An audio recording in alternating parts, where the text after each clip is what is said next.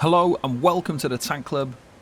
This is my Templar tank build, the Guardian. So this is the updated version of my former Memeplar tank build. That is no longer required to be able to tank on a Templar. So that kind of build was created with the thought in mind that we would deal with the Templar's issues and fix them by combining different gear sets and things to create an easy to play Templar build. Now we've discovered this new method of tanking very recently where we no longer need those things. We no longer require those things to be able to tank successfully with a Templar. So we've adjusted the build, we've given it a new lease of life, we've given it more utility and more usefulness to a group, and this is going to be a build that is going to be good for 4-person content and normal trials. If you wanted to use this in veteran trials, it would work with slight changes to some of the gear and skills, but this is going to be a useful build for most group content. So first of all, the race, I've gone with Nord. You can choose whatever you want. We've discussed this many times. You can go with any race that you want. Imperial would be a good choice. So would Argonian and Red Guard. The benefits of using a Nord: you get the max health by 1000, you get the increased max stamina, you gain ultimate back, 5 ultimate once every 10 seconds when you take damage, and then the additional resistance is 2600 physical and spell resistance. If we take a look at the character sheet, and for my attributes I went with 14 magicka, 16 health and 34 stamina to get my base stats: 22k magicka, 28k health and 27k stamina. If we buff up and use a potion,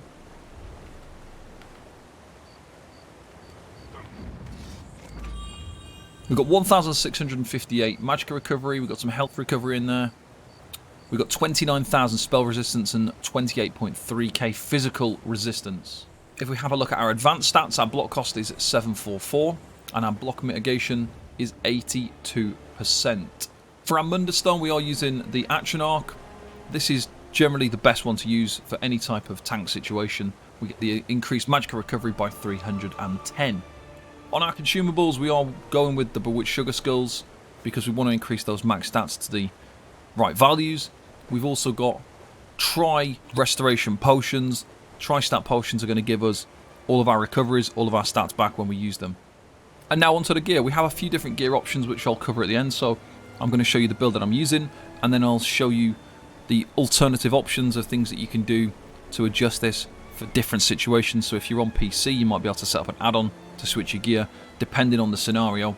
That's going to be very helpful, so we'll quickly go over that now. So firstly, we've got the Vatishran One Hand and Shield. This is to make our crowd control extremely easy. So when we go into an ad pull, we hit Power Bash and we chain everything in. So while using this, we have to do Vatishran hollows. You can just do it on normal. Doing it on normal is not that difficult. We've got a guide over on YouTube which kind of goes over some of that stuff. So just have a look on my YouTube for my Vatishran hollows, my last boss guide especially. You only need 10k DPS. You can do it as a tank. If you wear some damage dealer gear, you can get through Vatishran hollows reasonably easy on normal. That is your priority. You want to get this because this is good for all classes and all builds for any time that you're doing any kind of ad pull. So the Void Bash set gives us max health if we have the perfected item. And then with the 2 items, when you deal damage with Power Bash, you apply Call of the Void to yourself for 2 seconds. Enemies within 12 meters are immediately pulled to you. After Call of the Void ends, you apply Major Maim to enemies in the area for 10 seconds, reducing their damage done by 10%. So Major Maim can be applied with this even if you don't chain the enemy. The reason we're using it is to chain everything in. So when we go into an ad pull, we hit Power Bash and it chains everything in. I've got a video on how to use the Void Bash set effectively. When you go into an ad pull, you do not use it immediately on the first enemy. You want to position yourself, you want to wait for things to move towards you. You hit your Power Bash, it pulls everything in.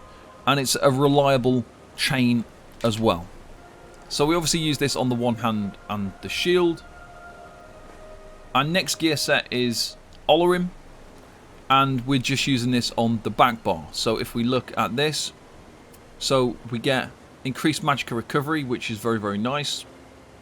We get minor Aegis, reducing our incoming damage by 5%. For the 4 pieces, we get magicka recovery again. So more magicka recovery, very, very nice. If you are using the perfected items, we get 1096 max magicka. And then for the 5 items, generally we get casting an ability that leaves an effect on the ground in combat will create a circle of might for 5 seconds. You and your group members in the circle gain major courage for 20 seconds, increasing weapon and spell damage by 430 for 20 seconds.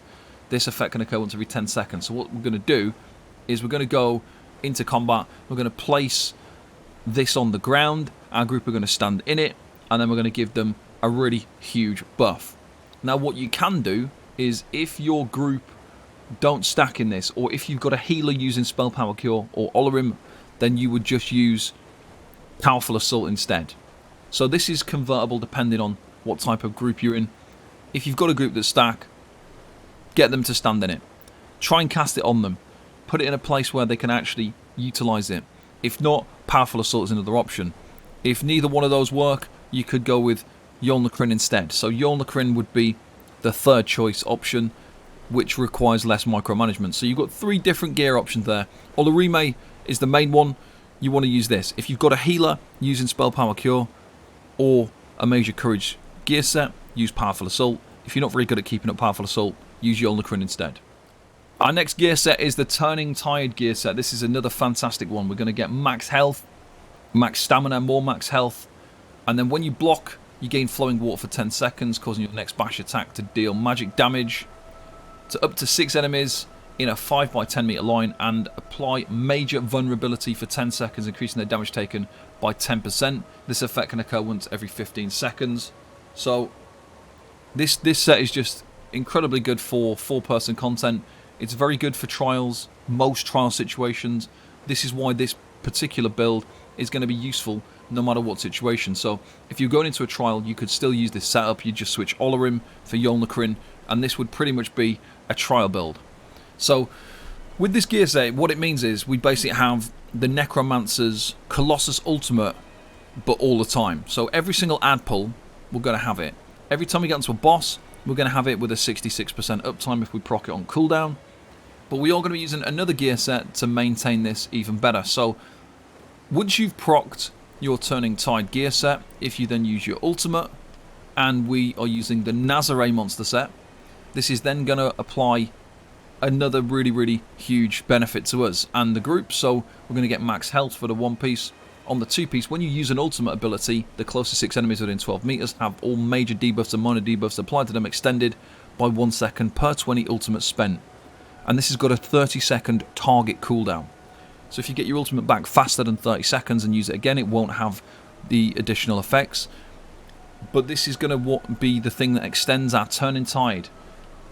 The major vulnerability we get from Turning Tide is going to be extended when we use our ultimate. So the way we're going to make the most of this is we are going to build our ultimate as we go through a dungeon. We're not going to use our ultimate on ad pulls. We are then going to save our ultimate up for the boss. So when we get to the boss, we proc Turning Tide. We then cast a Warhorn, and then it's going to proc our Nazare, which is going to increase the duration of the major vulnerability by a huge amount. So we're going to get some fantastic group benefit by doing this. So if we have a little look at this, so we have got the one hand is a charged shock damage glyph. The reason for this is because as we go into the High Isle patch, some people might be using the Exploiter CP, which gives them more damage to off-balanced enemies. By using a charged one-hander with a shock damage glyph, we're able to cause concussion and off-balance. When we heavy attack an off-balanced enemy, we also generate double resources back. So this is very, very helpful for us. So when we proc this with our taunt, with a light or heavy attack, if we then do another heavy attack, we're going to get double resources back. That's what happens. So when you've got an off-balanced enemy, you generate double resources. The fact that we're also going to get minor vulnerability is another benefit to our group. If you've got somebody with another source of minor vulnerability, obviously this isn't essential, but it's another way to try and add another group buff. On the shield we use Sturdy and Tristat. This is what I use on all of the body pieces, so we've got sturdy tri-stat on everything.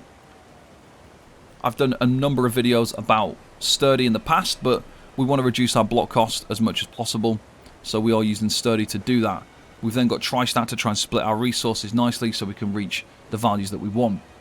We are using a 5-1-1 setup, so we have got 5 heavy on the body, and then the shoulder and the helmet are light and medium, so we get access to more stats, and also we get access to more passives that give us more sustained benefits. On the staff, I'm using Infused Crusher, again another thing to increase our group's DPS. We're going to reduce the target's physical and spell resistance, and that's combined with our PS armor, which is going to be a very huge amount. Obviously we want to be at the pen cap as close as we can for our group so that they can do more damage. On the jewelry, I'm using Prismatic Cost Reduction Infused, so 3 infused with the Prismatic Cost Reduction. What this is going to do is it's going to reduce the cost of all of our abilities, and the reason I've gone with this option is we're using a lot of Magicka skills and some quite expensive Magicka skills. Now the reason I didn't just go with reduced Magicka cost is it makes more sense to go with the Prismatic Cost Reduction so that I can benefit also from reducing those stamina abilities, because we want to be able to get the benefits of having as little stam drain as possible. So we're using very few stamina skills, but those that we are using are now very, very cheap because we're setting up this way. But we're actually saving a lot of Magicka because you are going to be intended to be casting skills pretty often. So we are reducing the cost of everything. And because the Templar can be quite difficult sometimes to sustain stamina-wise, even though you've got a skill that will give you stamina back every second, some people really struggle with the Templar, so I have kind of put this in there to make it so that you gain in some stamina benefits. Stamina recovery isn't very useful while blocking, however, by using stamina cost reduction, the stamina skills that you are using are impacting less on your stamina drain from blocking. So that is why the thought process for using this particular setup. Now in terms of the gear, when you get to a boss fight, you could remove the Void Bash set because it's ineffective on bosses, so you would then switch it for the Master's One Hand and Shield. When you're in ad pulls, you could also switch your monster set from Nazare because you do not want to use your ultimate in ad pulls, so you could switch your monster set and use a one-piece Magma Incarnate with a Spulder of Ruin mythic item. You could also use Bloodspawn in ad pulls to generate your ultimate back, so when you go onto a boss fight, if you're at 500 ultimate with your Nazare monster set, that's going to be very beneficial. So you could use Bloodspawn to reach that 500 ultimate, so you can guarantee that when you get to the boss, you're going to be able to use your ultimate, and you're going to be able to get that huge benefit from Nazare and Turning Tide. That's going to be very, very helpful as well. As I mentioned already, we're using Olorime for this build, but you could switch that to Powerful Assault if you wanted to, or Yolnakrin if you're going into a trial, or you want something that's a bit easier to manage. Now let's have a little look at the skills for this build. Okay, so our first skill, Pierce Armor. This is our taunt. It's going to apply Minor and Major Breach, which is very, very helpful. If you notice there, the cost of it is 569 stamina. So what the benefit of this is, so an extremely cheap heal by using Master Sword on board for potentially on those boss fights. The next skill we're using is Living Dark. We have to use a Dawn Wrath skill because we have some really nice passives in Dawn Wrath where we want to benefit from generating that ultimate once every 6 seconds. We want to benefit from the minor sorcery that we're going to give to our group. So we have to use a Dawn Wrath skill.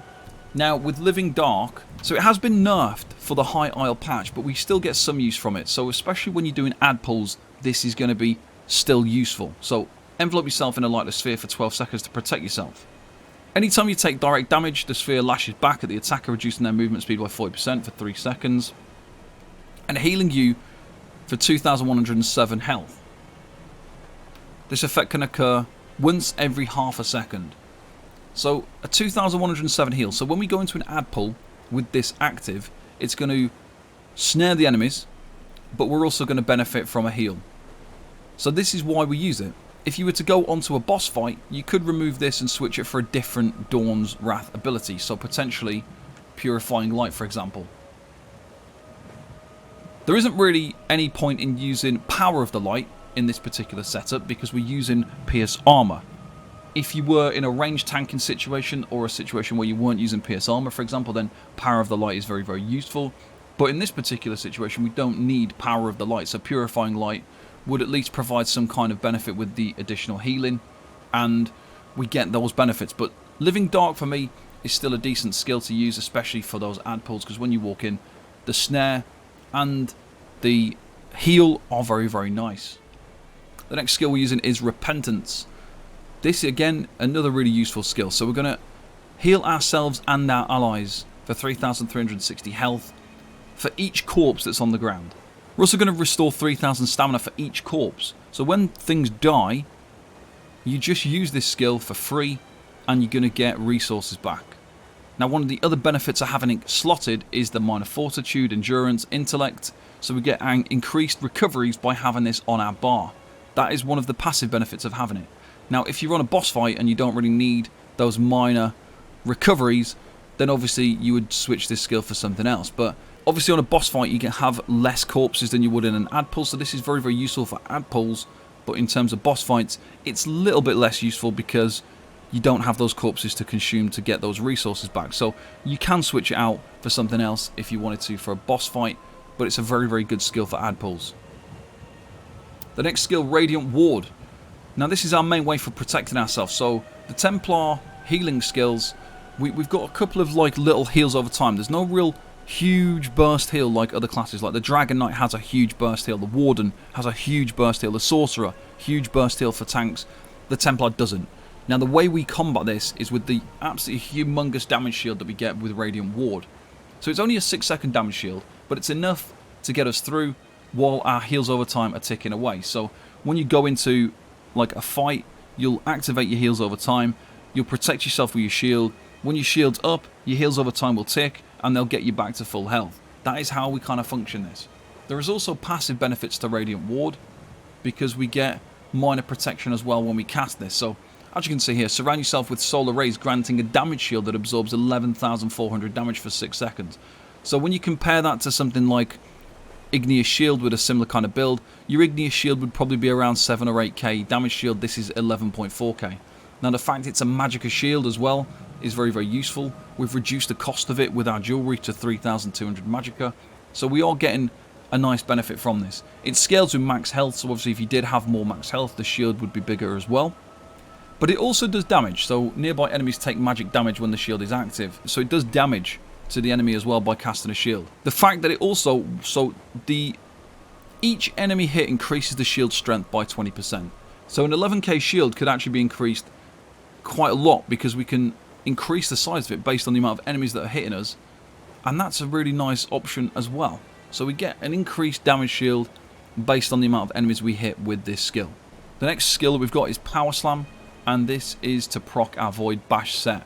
If you do not use Void Bash, so if you take that off for a boss fight and you equip the Master Sword on board, use something else. So Heroic Slash to build your ultimate faster would be a nice option instead of Power Slam.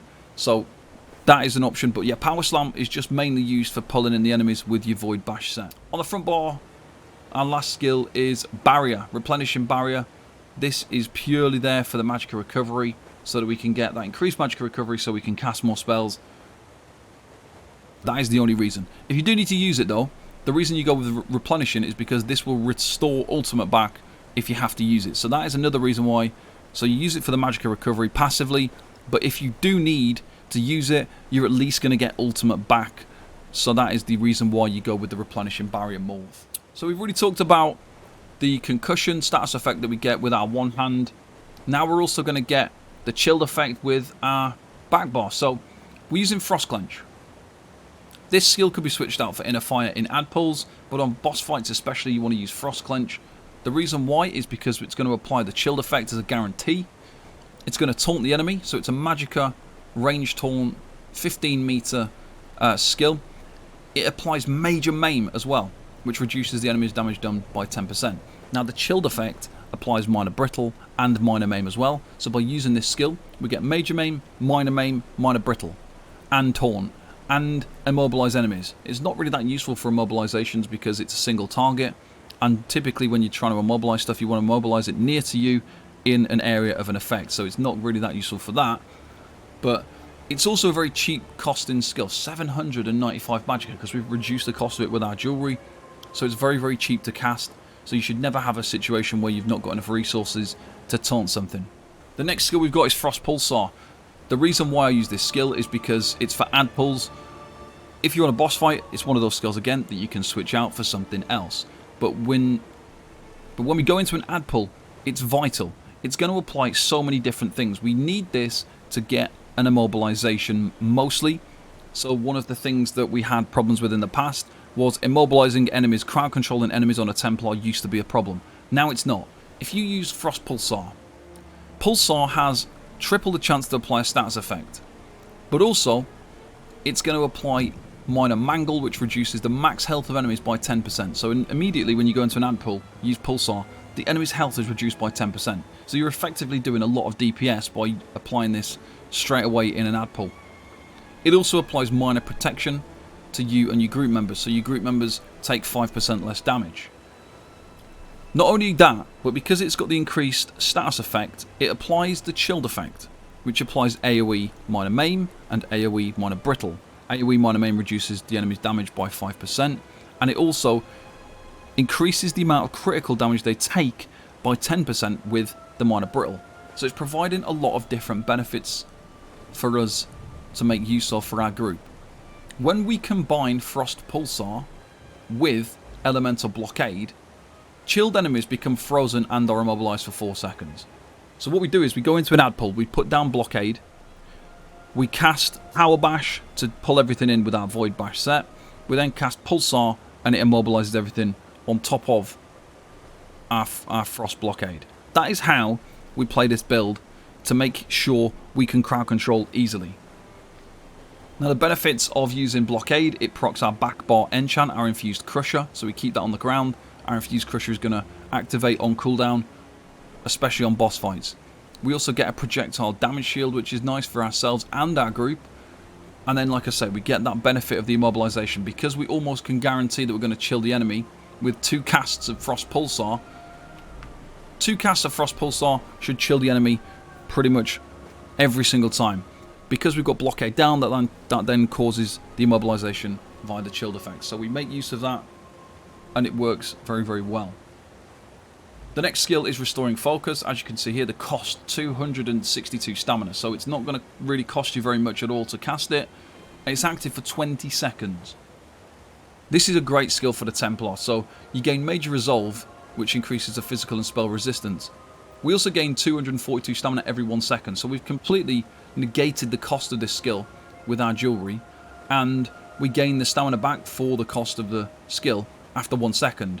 So then we get 19 seconds of additional stamina to make use of, and we gain this while blocking as well. So this isn't recovery, this is just, it gives you that stamina back every 1 second, even while blocking. Now while we stand inside the rune, we heal for 2,226 health every 1 second. This obviously isn't including any kind of buffs or anything here, so no healing buffs are included in this number. So when actually we stand inside the rune, it's going to be more. It can also crit. So this is a nice heal over time. It's very, very cheap. If you step out of the rune though, you're not going to get the healing. So obviously, when the rune is down on the ground, we're benefiting from the healing. If we step out of it, then obviously we're not getting the healing anymore. So we do need to be stood inside it to benefit from the heal. Now when it comes to that, it's only the heal that we benefit from standing inside the rune. So the Major Resolve and the Stamina Recovery happen even if you're not stood inside the rune. You only need to be stood inside the rune for the healing. So if you want to cast it and then run off, you can. You're still going to benefit from the resistances. You're still going to benefit from the stamina. You just won't get the heal. The heal will only happen when you stood inside it. The next skill we've got is Extended Ritual.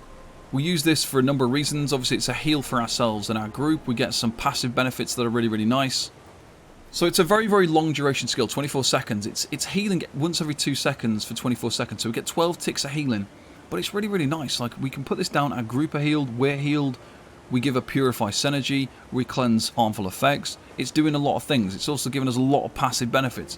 So it's just really, really nice. So that is the last skill we use. And then we've finally got Aggressive Horn. And this is going to give us increased max magic and stamina for 30 seconds and Major Force for our group, which is a damage buff and the best ultimate to use to improve group damage. So if we take a quick look at passives, So we don't really need, there's some of these we don't need. So piercing spear we don't need.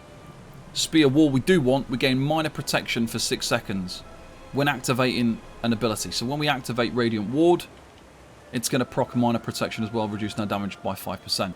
We don't need Burning Light. And then Balanced Warrior increases your weapon and spell damage and your physical and spell resistance. So the resistances are obviously nice, so we take that one. Dawn's Wrath here, you want everything, so increase the duration of your skills. So obviously if you are using Living Dark and Purifying Light, you're going to get an increased duration. Prism is another one, so this is our ultimate regeneration. Once every 6 seconds, we're going to generate 3 ultimate when we cast the Dawn's Wrath ability. Illuminate is our group buff, minus sorcery for 20 seconds, increasing spell damage by 10%. Depending on your group, this might be kind of useless. So if your group are stacking weapon damage instead, then obviously this isn't really going to be that beneficial. But if they are stacking spell damage, then this is vital. And then Restoring Spirit, reducing the cost of your abilities by 5%. So this is another benefit to us, reducing everything, so it's a sustained benefit. Mending is going to increase the healing effects from your Restoring Light abilities. So the lower health that we have, the more healing we're going to get from our 2 healing skills, Extended Ritual and Restoring Focus. So that's really nice. Sacred Ground. While standing in your own cleansing ritual, Rune Focus or Rite of Passage, and 4 seconds after leaving, you gain Minor Mending. So we get increased healing done by standing inside our own skills, and then we also are able to increase the amount of damage we can block by 10%. So a couple of nice things there. Minor Mending, nice, and then the increased block mitigation as well is really, really nice. Light Weaver. When you heal an ally under 50% health with a Restoring Light ability, you grant them 2 ultimate. So we're giving our group ultimate by placing Extended Ritual. So Extended Ritual is on the ground, and then if anybody goes under 50% health, we actually give them ultimate gain with this particular skill, which is interesting. Master Ritualist increases the resurrection speed. You shouldn't really be making use of that, but it's worth having this, because if you are in a dungeon situation and everyone's dead, like resurrecting 20% faster and also resurrecting people with 100% more health is extremely useful for potentially saving a run. So take this, even though you shouldn't be rezzing people. On your one hand and shield skills, you want to take everything there, because everything is useful for a tank. Destruction Staff passives. I haven't got the Trifocus passive. I don't like using it personally. I want to benefit with using my Magicka for my skills. So because literally every single skill that I'm using almost is Magicka, and there's some quite expensive Magicka skills in there as well, I don't want the Magicka drain from blocking as well. So I don't use the Trifocus passive. I only want to block with stamina. You don't need to take Penetrating Magic, but you do want to take Elemental Force to increase the chance to apply status effects. And you want to take that Ancient Knowledge and that Destruction Expert. With Elemental Force, that's going to increase the chance to proc Minor Brittle with your Pulsar skill. Ancient Knowledge is what makes your Ice Staff a tank weapon with that increase block mitigation, so 20% increased block mitigation, and the block cost reduction of 36%, and then your Destruction Expert is just a sustained benefit for yourself. For the light, medium and heavy passives, you do want to take some of these because you are using 5-1-1, so with light armor we want the first 3. These are sustained benefits, so we get reduce the cost of sprint, magic recovery and reduce magic cost, and then spell resistance. In your medium armor, you don't need to take dexterity, but you do want to have Windwalker, reduces the stamina cost of your abilities by 2%. You don't need agility, but you do want athletics, which is going to increase your movement speed, bonus of sprint, and also reduce the cost of roll dodge. Heavy armor passives, obviously you want to take just everything in there. Undaunted, you want everything from there as well, because we get the Undaunted Command and the Undaunted Metal. We are going to benefit from 6% more max stats because we are using 5-1-1. In your support skills, you want to take Magicka Aid because we are using Barrier for the passive benefits, so you do want to have Magicka Aid to get that 10% more Magicka recovery. And then for your racial passives, obviously you need all of those. And then finally, and then in Alchemy, you want to take Medicinal Use for the increased duration of your potions. And then finally, we've got the champion points. As usual, for the green CP, use whatever you like. I have Rationer, Liquid Efficiency, and Steed's Blessing as the main ones, and you can use whatever you like. On the blue CP, you've got a few things that you can switch and change around here. So, obviously you take everything that doesn't need to be slotted. You increase max stats and things like that. You want to take everything here. I like to use Ironclad. I also like to use Duelist Rebuff, but then the rest of my champion points are kind of interchangeable. So you could use Enduring Resolve if you are in a fight with damage over time. You could use Unassailable if you're in a fight with area of effects. If not, then you could use Bulwark, so increasing your resistances against all types of damage. If you'd like to, you could use Cutting Defense. That's going to proc your weapon enchants when you're blocking. Other options, so I've gone with Soothing Tide, increases your healing done with area effect heals by 2%. This is just because I'm using that extended ritual. I just wanted to give that a little buff, because if you don't need to use Enduring Resolve or Unassailable, and you've got Bulwark, maybe you don't want to use Cutting Defense, you can benefit from some extra healing instead. So area of effect heals, that's going to boost the healing that I get from my healing skills on the Templar, which is nice. Swift Renewal is another one you could use, that's really good. So it really depends how you want to set this up, but those are the ones I like to use. Another important thing here is to go with your Extended Might. Make sure that you've got Flawless Ritual, so that you can proc that concussion effect with your one-handed weapon more easily, and with your Pulsar to get the chilled effect. If you don't use this, it's going to make it a little bit more difficult to reach the procs on those. On the red CP, once again, take everything that doesn't need to be slotted. For me, I've got Boundless Vitality to increase my max health. Fortified is an option that you could use. I've got Rejuvenation, but you could use Sustained by Suffering. I just wanted Rejuvenation to have that guaranteed amount there at all times, but Sustained by Suffering will give you more if you know you're going to get a negative effect. I have Expert Evasion to reduce my dodge roll to 3 once every 30 seconds. You could use something like Celerity for increased movement speed if you want to move a little bit faster through different fights. I've got Bracing Anchor in this situation, but you don't need to use that if you don't want to. It does come with the negative impact of reduced movement speed, but we do get 20% block mitigation. Another option is to use Ward Master, so if you cast in a lot of Radiating Ward, then you could use Ward Master to get 10% damage reduction. So while you're blocking and your Radiant Ward is active, you're going to get 10% damage reduction, so that is another great option. And that is everything for the champion points. So that is everything, guys, for this Templar tank build. This is designed for doing 4-person content, and it is a good way to do it, using this particular setup. If you go into trials, you will need to adjust your build slightly, but you take a lot of this information and you can convert this to make a successful Templar tank build for veteran trials and that kind of stuff as well. So I hope you enjoy the build. Thank you very much for watching, and I'll see you next time. Bye bye for now.